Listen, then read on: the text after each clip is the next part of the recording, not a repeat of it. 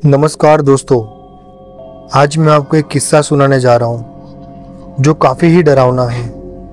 तो चलो मैं आपका टाइम वेस्ट ना करते हुए इस कहानी को शुरू करता हूँ। आज जो मैं आपको किस्सा बताने जा रहा हूँ वो हमारे कस्बे के भूतिया अस्पताल का है।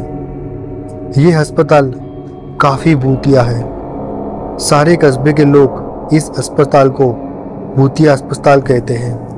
इस अस्पताल का असली नाम विक्टोरिया अस्पताल है। इस अस्पताल को आज से करीबन 100 साल पहले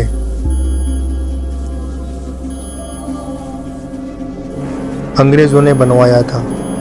उस अस्पताल के सामने एक कब्रिस्तान है। मेरे दादाजी ने मुझे बताया था कि आज से 60 साल पहले इस अस्पताल में ऑपरेशन के दौरान एक लड़की की मौत हो गई थी। तब से उस लड़की की आत्मा उस अस्पताल में भटकती है। रात ढलने ही कोई भी इंसान उस रास्ते से नहीं गुजरता है क्योंकि उस लड़की की आत्मा राहगीरों को परेशान करती है। हालांकि मैं दादाजी की बताई पुरानी बातों को भूतिया कहानी में ज़्यादा विश्वास नहीं करता था। एक रात में अपने दो दोस्त के अंकित और राजू के साथ रात को बाइक पर घूम रहा था। तभी मेरे एक दोस्त ने मुझसे विक्टोरिया अस्पताल वाले रास्ते से चलने को कहा। हम में से कोई भी ज़्यादा भूतों प्रेतों पर विश्वास नहीं करते थे और हमने उस रास्ते से जाने का पक्का किया। उस समय रात के 10 बज चुके थे। हम तीनों ने ये बात अपने परिवार वालों को नहीं बताने का वादा किया और उस रास्ते पर निकल पड़े। जैसे ही हम उस रास्ते से निकले, रास्ते पर रेत होने की वजह से हमारी बाइक फिसल गई और हम तीनों धड़ाम से बाइक से दूर गिर गए। गनीमत थी कि हम लोगों को कोई चोट नहीं आई थी। बाइक चला रहा मेरा दोस्त अंकित ने बोला कि उसका बैलेंस तो बराबर था, फिर ये बाइक कैसे फिसल गई। हालांकि वो थोड़ा डर गया था। तो मेरे दूसरे मित्र राजू ने बाइक चलाने को कहा। अब राजू बाइक चला रहा था। हम 1 किलोमीटर ही चले थे कि अचानक से हमारी गाड़ी का टायर पंचर हो गया और गाड़ी की स्पीड तेज होने से गाड़ी इस बार फिर पिछली बार से भी दूर फिसलती गई। इस बार हमें कोहनियों का और घुटनों पर थोड़ी चोट आई थी। अंकित फिर से बोला कि इस जगह में जरूर कोई गड़बड़ है।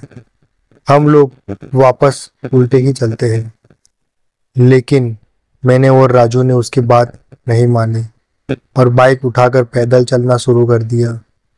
हम थोड़ी दूर ही चल रहे थे कि अचानक किसी लड़की के चीखने की आवाज़ सुनाई दी।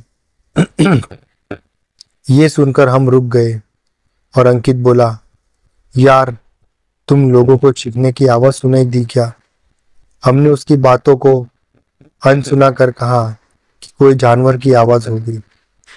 5 मिनट चलने के बाद फिर वही चीख सुनाई दी।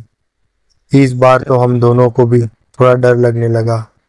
हम तीनों ने वापस चलने के बारे में सोचा, लेकिन हम रास्ते के बीच में आ गए थे। पीछे चलने में 3 किलोमीटर और आगे चलने में 2 किलोमीटर बाकी थे। हम लोगों ने आगे जाने का सोचा। थोड़ा आगे चलने पर हमें बरगद के पेड़ के नीचे एक औरत दिखाई दी। इतनी रात को अकेली औरत को देखकर हमारे तो रोंगटे ही खड़े हो गए थे। हम लोगों ने पीछे मुड़ने का सोचा। तभी वो बुढ़ी औरत चिल्लाई, बेटा रुको, मुझे हाईवे तक का रास्ता बता दो। हमने पूछा कि इतनी रात को आप इस रास्ते से कैसे निकल रही हो? तो उस बुढ़िया ने कहा कि मैं पड़ोस के गांव की रहने वाली और मेरे पास पैसे भी नहीं हैं, इसलिए मैं पैदल ही निकल पड़ी। हाईवे के उस पार मेरा गांव है। हमने उस बुढ़िया की बात का विश्वास कर लिया और आगे निकल पड़े। रास्ते में वो बुढ़िया हमसे सारी बातें पूछने लगी। बुढ़िया हम तीनों के पीछे चल रही थी। हम तीनों दोस्त अब अपनी बात कर रहे थे। तभी राजू बोला कि लो माँ जी, आपका रास्ता आ गया। और वो जैसे ही पीछे मुड़ा तो वहाँ कोई नहीं था। हम तीनों की तो सिट्टी पिट्टी गुल हो गई। हम बाइक को धक्का मारते हुए जोर से भागने लगे। भागते भागते अंकित ठोकर खाकर गिर गया और हमें जोर से चीखें सुनाई दी। हमने भी बाइक को वहीं पटक कर अंकित को साथ लेकर दौड़ने लगे और अस्पताल के पास कब्रिस्तान तक पहुंच गए। ये सभी घटित होते 12 बज चुके थे। हम पसीने से तरबतर हो गए थे और कब्रिस्तान पार कर कर एक मंदिर में रुक गए, क्योंकि अगर बिना बाइक के घर जाते तो जूते पड़ते। इसलिए उस रात मंदिर में ही रुक गए और सुबह होते ही बाइक लेकर अपने अपने घर आ गए और घर वालों दोस्तों के यहाँ रुकने का बहाना बना दिया। उस रात के बाद से हम उस रास्ते से कभी नहीं गए। मुझे आज भी सपनों में वो भूतिया बुढ़िया और चीखने की आवाज़ें आती है।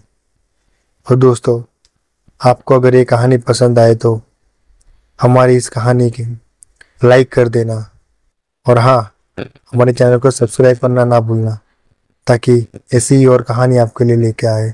तो चलो मिलते हैं नेक्स्ट वीडियो में।